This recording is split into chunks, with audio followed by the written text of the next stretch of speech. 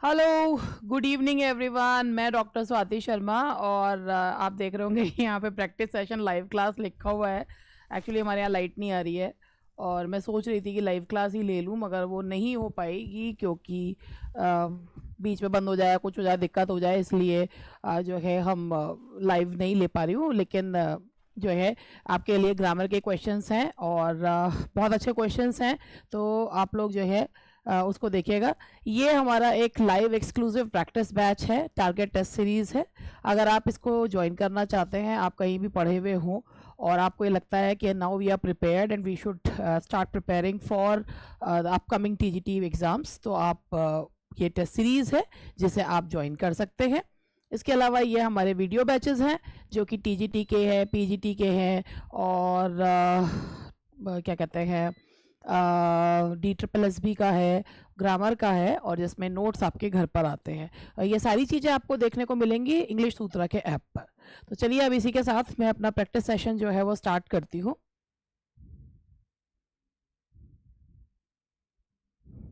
तो आज भी जो हमारा प्रैक्टिस सेशन है वो ग्रामर का है और मैं इसमें आप लोगों के मिक्स्ड क्वेश्चंस जो हैं वो मैंने लिए हैं और उम्मीद करती हूँ कि ये क्वेश्चंस जो हैं आप लोग जब करें तो बहुत मतलब चेक करते चलिएगा कि कितने क्वेश्चंस आपके जो हैं इसमें ठीक हो रहे हैं।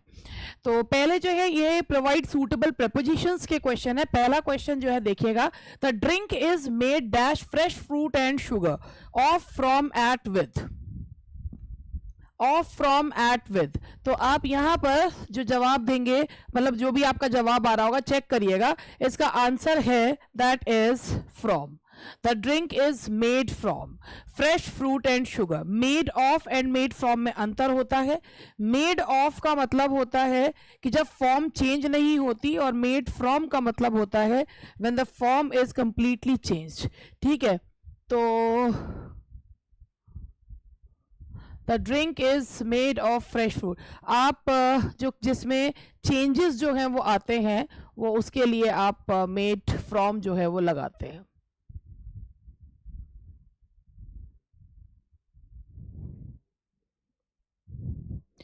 और एक ये चीज आप लोगों ने भी पढ़ी होगी कि जो है अगर जो है कि क्यों इस तरीके से होता है। आप अगर कोई शुगर से कोई ड्रिंक बनाए है तो शुगर जो है वो उसमें नहीं दिखती है, और अगर कोई फ्रूट जूस से कोई है उसमें केमिकल चेंजेस वगैरह जो है वो डाले जा रहे हैं, करे जा रहे हैं, मतलब जब फॉर्म परिवर्तित होती है तो जो है केमिकल चेंजेस आते हैं तो हम उसमें जो है वो लगाते हैं, केमिकल चेंजेस आते हैं तो फॉर्म लगाते हैं। सिर्फ फॉर्म परिवर्तित होती है तो ऑफ का यूज जो है वो किया जाता है। तो इसके बाद अब हमारा जो नेक्स्ट क्वेश्चन है वो है, एक मिनट, क्वेश्चन नंबर 2 है, he embarked dash some new business. तो आपको क्वेश्चन सामने दिख ही रहा है, he embarked some new business.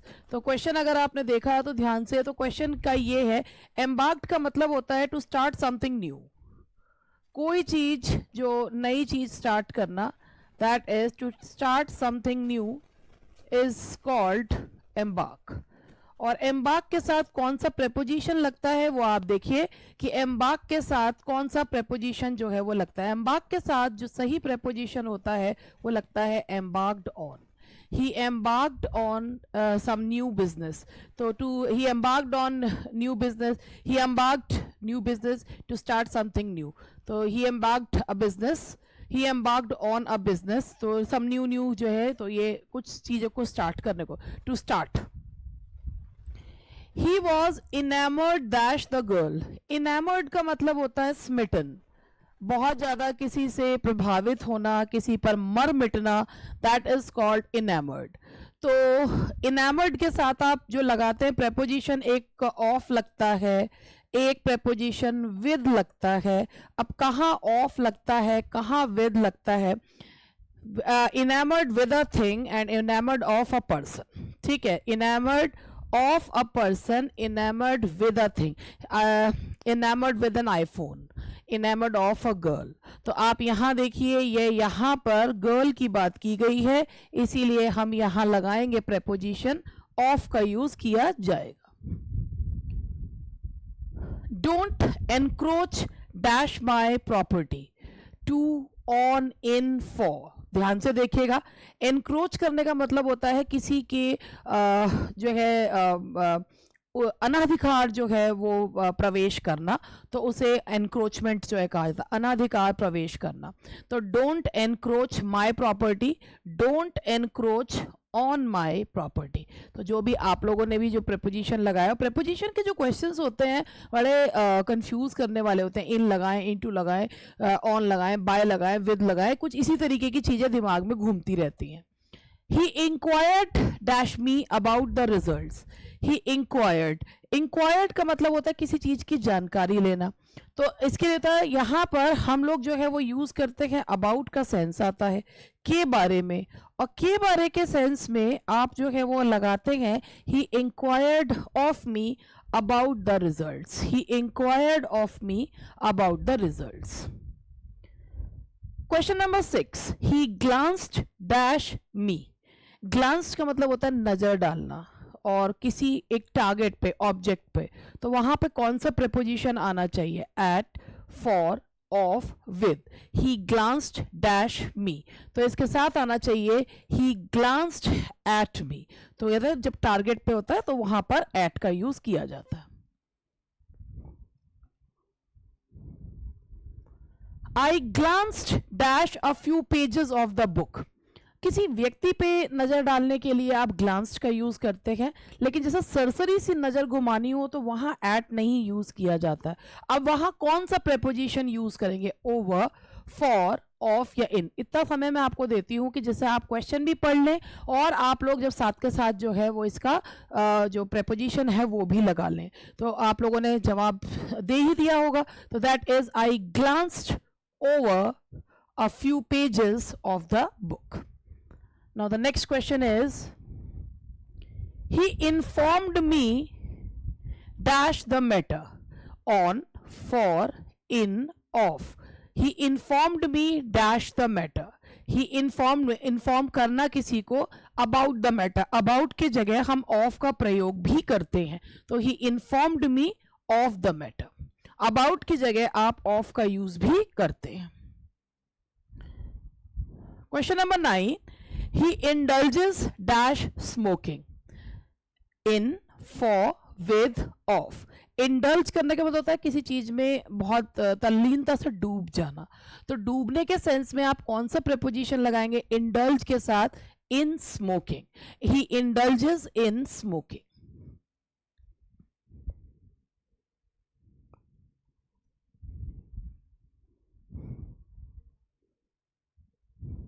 Yes.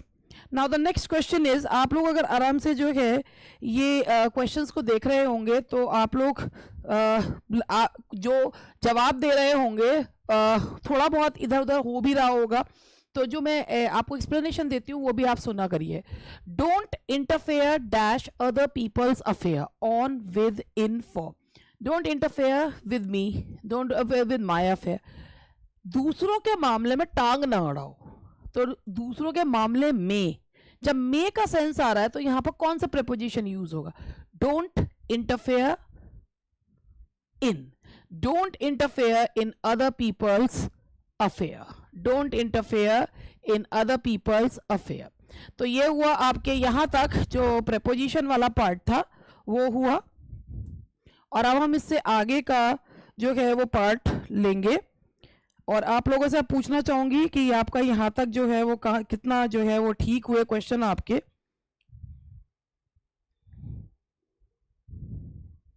10 में से कितने क्वेश्चंस जो हैं वो आप लोगों के ठीक हुए?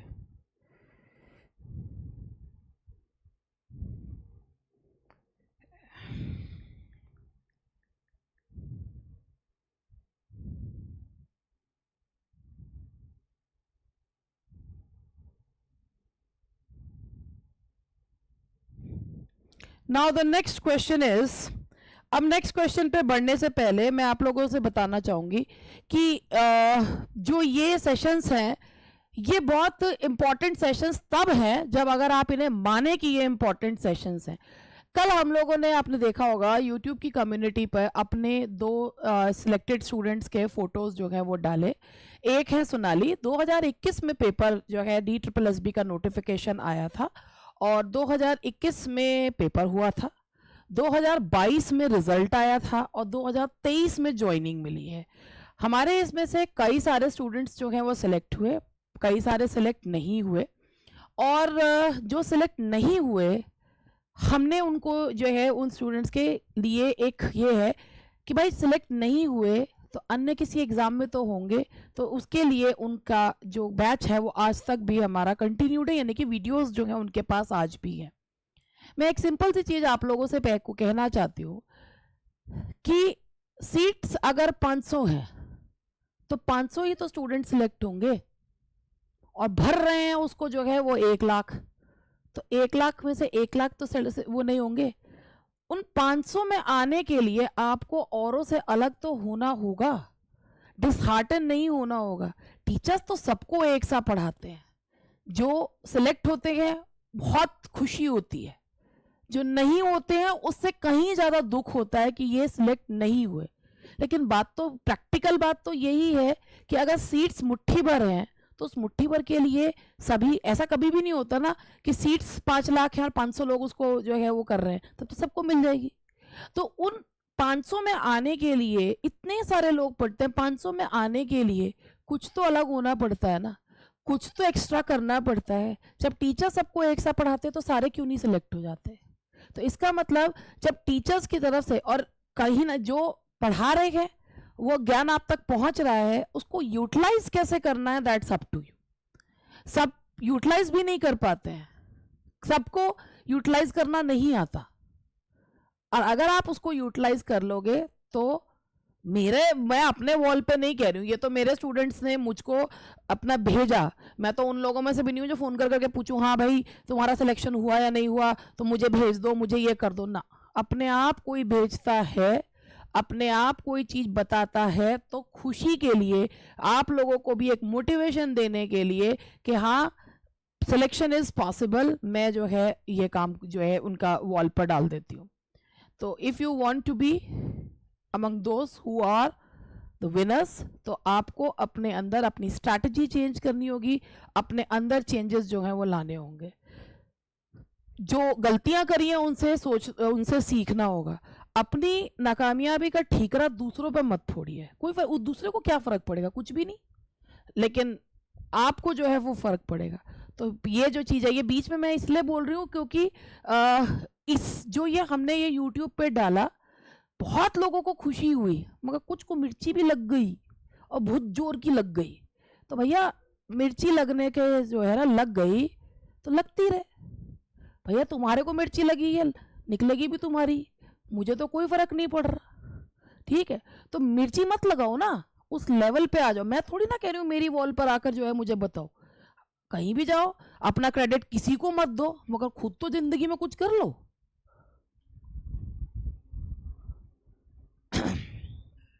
नाउ अब क्वेश्चन, यहां पर हम क्वेश्चन जो है वो अब नेक्स्ट लेते हैं। क्वेश्चन नंबर 11, आप 10 क्वेश्चन में से आपके कितने ठीक हुए वो आप देखिए।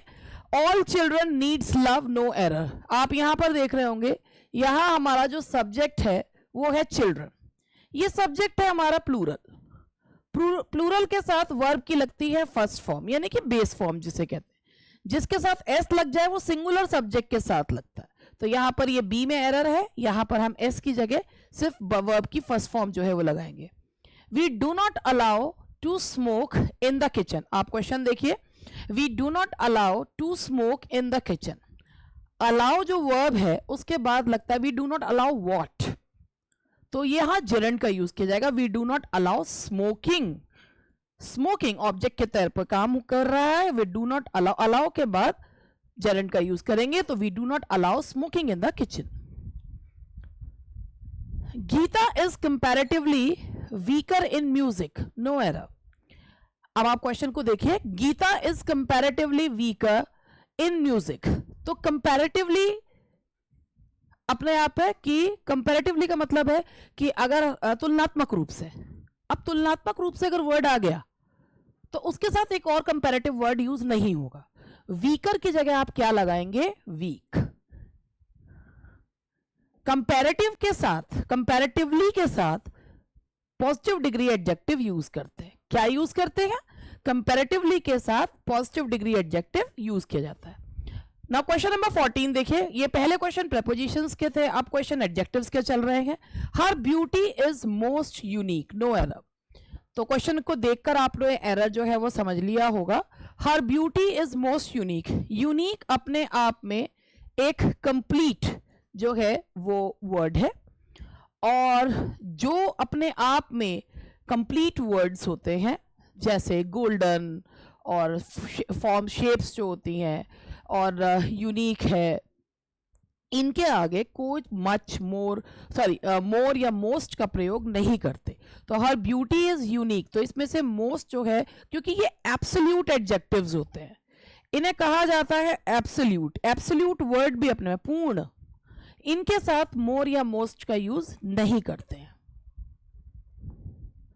You are older than him, अब आप इस क्वेश्चन को देखिए, you are older than him, you को कंपेयर कर रहे हैं, सब्जेक्ट को सब्जेक्ट से कंपेयर कर रहे हैं, यानी कि दो नॉमिनेटिव्स की तुलना कर रहे हैं।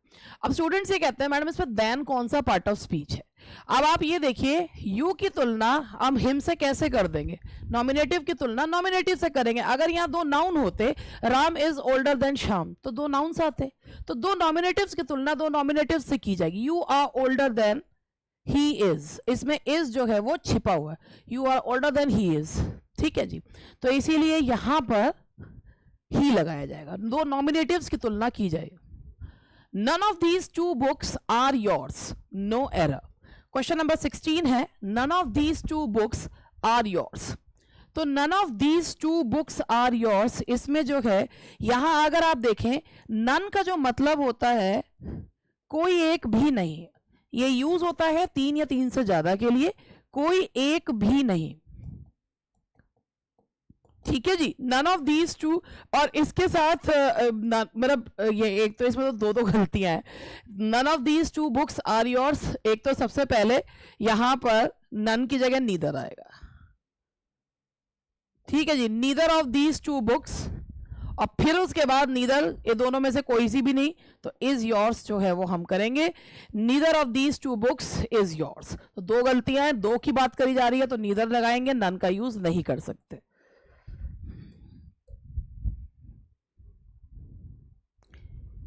He is poorer than me, he is poorer than me।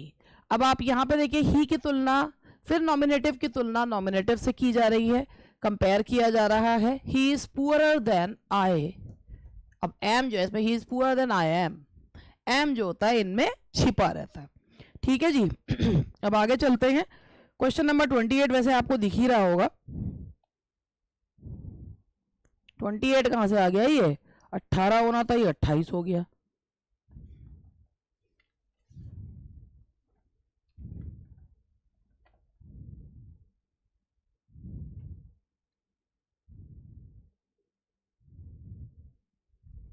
चलिए आगे बढ़ते हैं, ये 18वां क्वेश्चन है, it is 18th question. He and myself went to Shimla. अब आप इस क्वेश्चन को देखकर आपको समझ में आ ही गया होगा कि एरर जो है वो कहाँ है। He and myself went to Shimla, nominative के साथ नॉमिनेटिव ही लगेगा। 2 3 1 जो है वो सीक्वेंस रहता है, 2 3 1, यानी कि सबसे पहले सेकंड पर्सन, फिर थर्ड पर्सन, फिर फर्स्ट पर्सन। यहाँ सेकंड पर्सन है नहीं, थर्ड पर्सन दिया हुआ है, और फर्स्ट पर्सन को हम नॉमिनेटिव केस में लिखेंगे, he and I. He and I went to Shimla. Now question number 19, my brother has got a new work, job, a piece of job, none of these. तो देखिए इसमें क्या आना चाहिए। देखिए वर्क जो होता है वो अनकाउंटेबल होती है, मगर जॉब जो होता है वो काउंटेबल होती है। तो वर्क के साथ आप पीस ऑफ वर्क लगाते हैं, मगर जॉब जब काउंटेबल होती है तो उसके साथ आपको लगाने की जरूरत नहीं है। तो job, a new job, job मतलब नौकरी, तो उसके साथ आपको पीस ऑफ लगाने की जरूरत नहीं है, because that is already countable. तो आप क्या लगाएंगे, यहां पर जॉब का यूज करेंगे। तो हम क्या यूज करेंगे, job.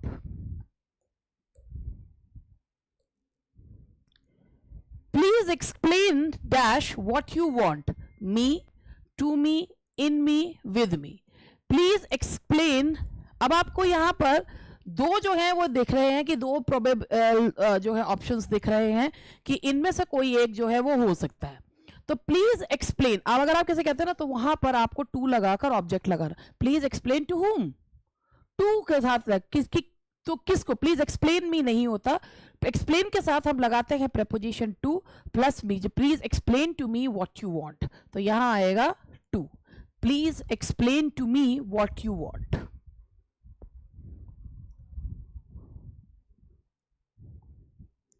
I object to dash them my age, tell, in telling, telling, told।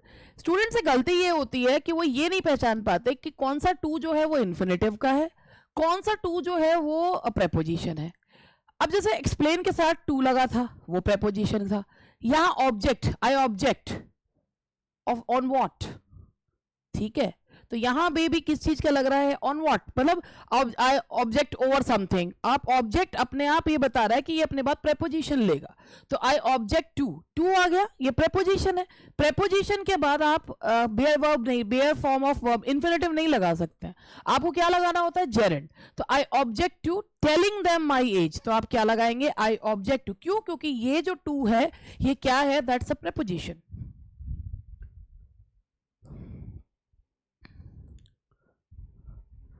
I will ask you dash I need help in case, if, in case of none of these।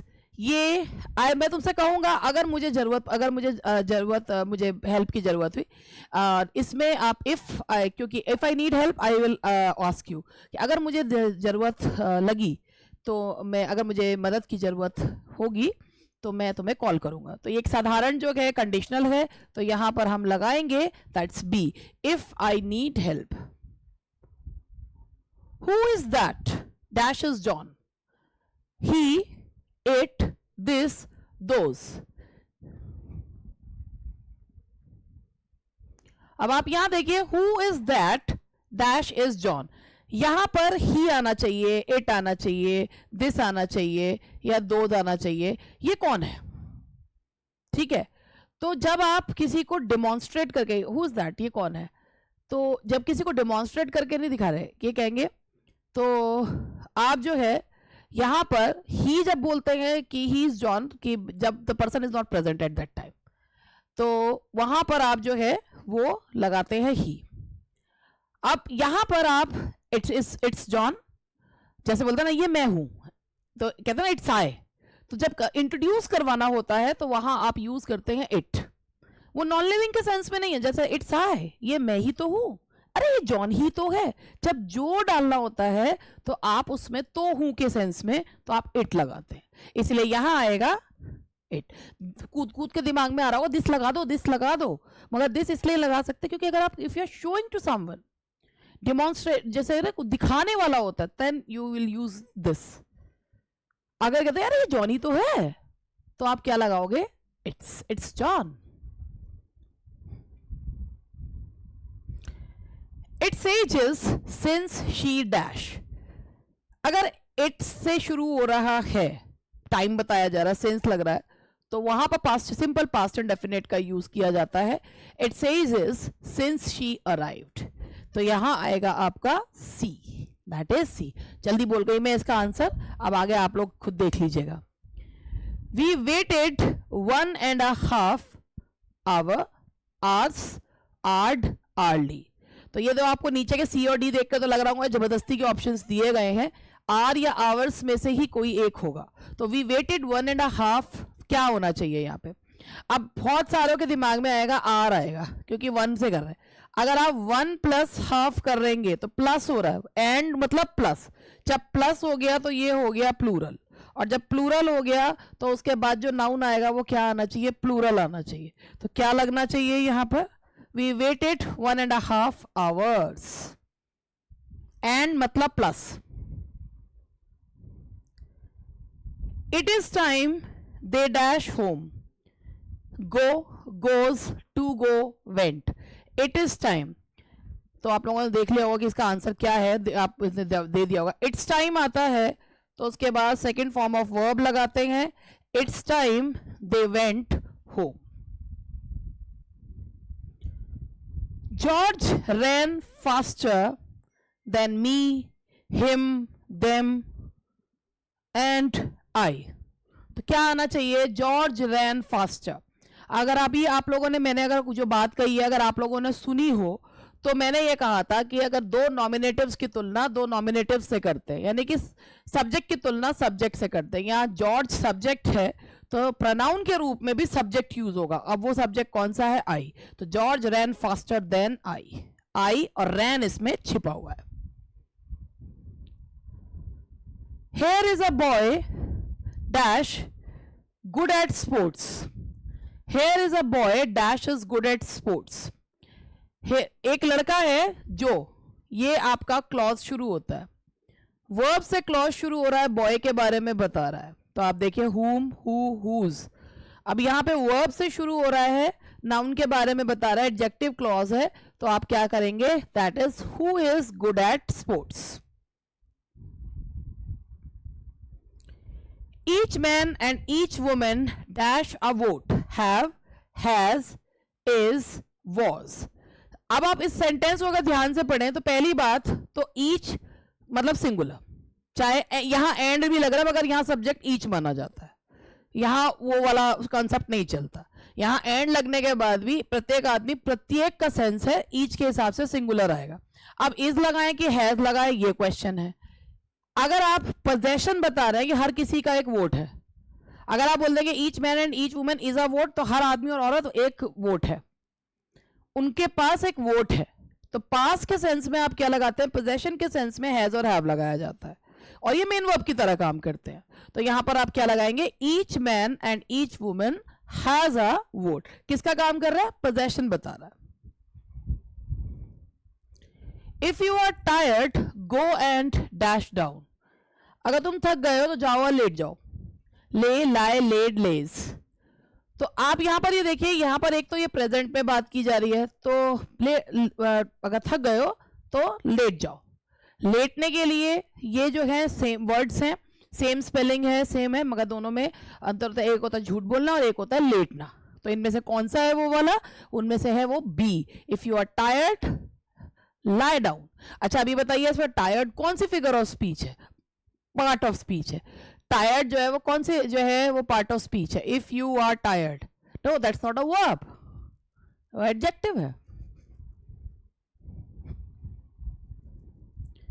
Rome was not built in a dash, ये एक idiom है, इसका ये बहुत अच्छा जो कहावत है, और आपको पता ही होगा कि क्या है। Rome was not built in a week, month, day, year.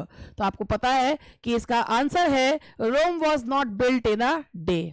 रोम एक दिन में नहीं बना था। इसका मतलब यह हर अच्छी चीज समय लेती है, और अगर आप समय नहीं देंगे उस चीज को अच्छा बनाने में तो रोम नहीं बन सकता, यानी कि परफेक्शन नहीं आ सकता।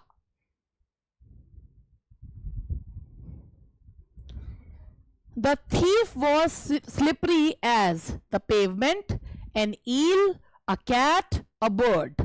Pavement चबूतरा, eel मछली होती है, cat बिल्ली, bird जो है वो bird होता है। तो thief was as slippery as an eel. eel मछली बहुत स्लिपरी होती है, तो यहाँ as thief was slippery as an eel, तो यहाँ आएगा, कंपेयर कर रहे हैं as भी लगना चाहिए था। thief was as slippery as।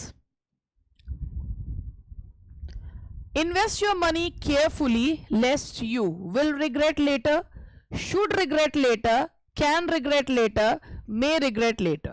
तो ये आप लोगों को कई बार आप लोग पढ़ चुके हैं कि अगर लेस्ट आता है तो लेस्ट के साथ जो कहीं ऐसा ना हो कि तो उसको फॉलो करता है शुड। तो अब यहां देखिए शुड कहां है? इन्वेस्ट योर मनी केयरफुली, अपने पैसे को ध्यान से इन्वेस्ट करो, कहीं ऐसा ना हो कि बाद में पछताओ।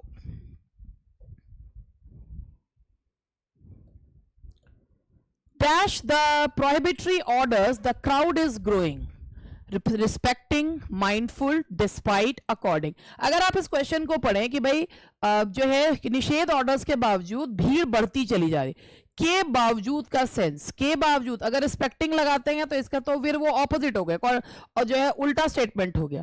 के बावजूद, के बावजूद के सेंस में आप कौन सा जो है वो वर्ड यूज करेंगे, that is despite. Despite the prohibitory orders the crowd is growing. Despite कौन सी जो है पार्ट ऑफ स्पीच है, सोचिए सोचिए और बताइएगा जरूर। I have to blame dash for his failure. Myself, mine, my own, me.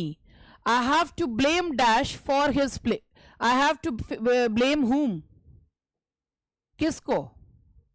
Mine मतलब मेरा, me मतलब मुझे, my own मेरा खुद, और होता है मैं खुद को।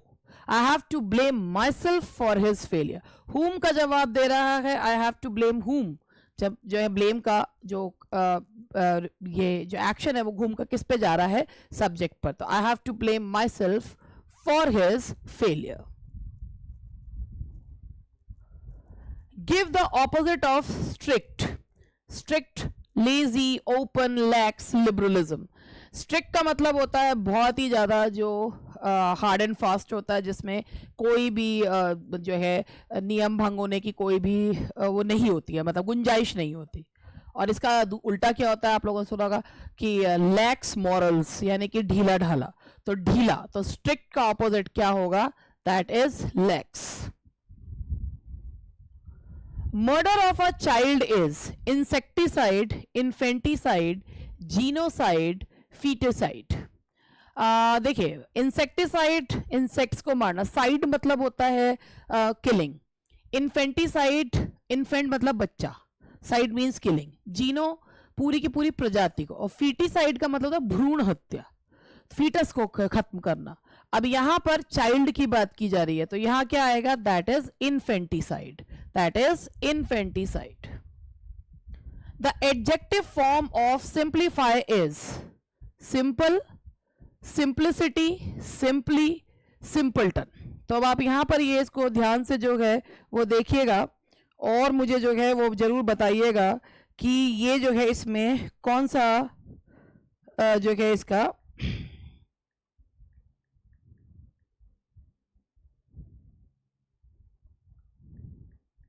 सही आंसर क्या होना चाहिए।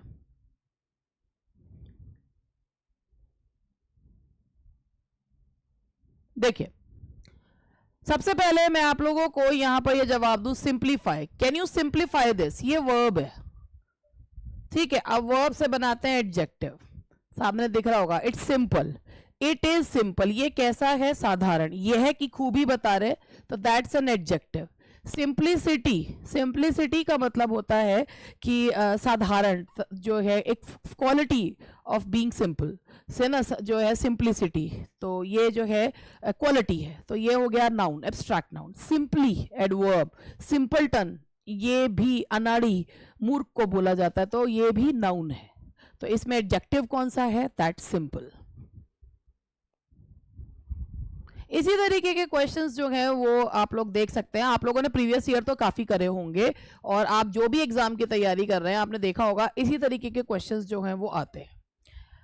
आई can write a book dash grammar on, in, about, of. मैं ग्रामर पर एक बुक जो है वो लिख सकती हूँ। आई कैन राइट, अब अगर आप इसमें अगर पहले आप देख लीजिए कि इसमें क्या आना चाहिए। आई can right about a book about grammar, I can write a book of grammar, I can write a book, सबसे पहले ग्रामर के ऊपर किताब लिखी जाए। आई can write a book of grammar, मैं ग्रामर की किताब लिख सकता हूँ। ग्रामर की किताब में लिखी, बुक लिखी जाती है ग्रामर की, ग्रामर पर किताब लिखे, किसी विषय पर किताब लिखी जाती है। तो पर के लिए क्या लगाया जाता है, प्रेपोजिशन आता है ऑन। तो यहां पर हम प्रेपोजिशन लेंगे on. The preposition is I can write a book on grammar. Monkeys live dash trees, on tree, in tree, upon tree, by tree. आप इसको ऐसे समझिए कि अगर आपने मंकीज को देखा भी होगा तो आप जो है यहां पर ये मानिए कि अगर यहां पर ये मंकीज हैं तो ये ऑन तो यहां होगा पेड़ के टॉप पर, और मंकीज थोड़ा भारी भरकम होते हैं तो वो कहाँ रहते हैं, पेड़ों के अंदर। जब पेड़ों ने चारों तरफ से कवर कर लिया, जब कवर कर लेते हैं तो ऑन नहीं लगाया जाता। मंकीज लिव इन ट्रीज, तो ये है क्या आएगा, ट्रीज, क्योंकि चारों तरफ से जब घिरा हुआ होता है तो उसके लिए हम लगाते हैं in. That's all for today. ये आज का जो है वो सेशन जो है ये 34 मिनट्स 40 क्वेश्चंस, और थोड़ा बहुत टाइम वेस्ट करा मैंने इसमें कि जब उसमें अपनी बात बीच में बोली या अपने ऐड वैड के, बाकी जो है बिना रुके मैंने जो है इसमें करवाया। आई होप ये सेशन आपके लिए हेल्पफुल हो। मेरा काम रहता है हेल्पफुल चीज़ें देना, कूड़ा कबाड़ा थोड़ा कम यूज़ करना और बकवास कम करना, और करी तो होगी ही मगर थोड़ी कम करी है, ठीक है। तो इसी के साथ आज का सेशन यहीं समाप्त करती हूँ और नेक्स्ट क्लास में जो है वो मिलेंगे।